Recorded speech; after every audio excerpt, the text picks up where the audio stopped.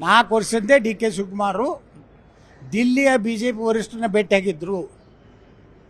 ನನ್ನ ಮುಖ್ಯಮಂತ್ರಿ ಮಾಡ್ತಿದ್ರೆ ನಾವು ಕಾಂಗ್ರೆಸ್ ಹೊಡೆದು ಬರ್ತೀನಿ ಅಂತ ಹೇಳಿದ್ರು ಅಂತ ಅವಾಗ ಹೇಳಿದ್ದೆ.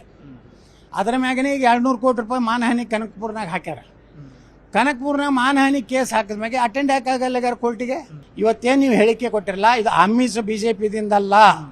ಇವರಾಗೆ ಕೇಂದ್ರದ ಒಬ್ಬರು ದಿವಂಗತ ಕೇಂದ್ರ ಮಂತ್ರಿಗಳ ಮುಖಾಂತರ ಕೇಂದ್ರ ವರಿಷ್ಠ ಮಂಡಳಿಗೆ ವಿನಂತಿ ಮಾಡ್ಕೊಂಡಿದ್ರು, ನಾನು ಎಲ್ಲ ಕೇಸ್ಗಳನ್ನು ಮುಕ್ತ ಮಾಡಿ ನಾನು BJPಗೆ ಬರ್ತೀನಿ, ನಾನು ಮುಖ್ಯಮಂತ್ರಿ ಅವಕಾಶ ಕೊಡಿ ಅಂತ ಕೇಳಿದ್ದು.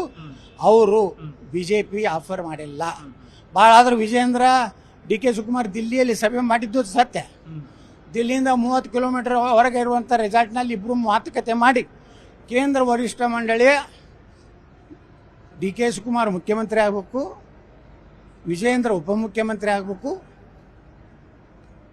60% BJP ಮಂತ್ರಿ ಆಗಬೇಕು, 40% ಡಿ ಕೆ ಶಿವಕುಮಾರ್ ಜೋಡ ಬಂದಂಥವ್ರು ಮಂತ್ರಿ ಆಗಬೇಕು. ಈ ಪ್ರಸ್ತಾವನೆ ತೊಗೊಂಡು ಹೋಗಿದ್ರು.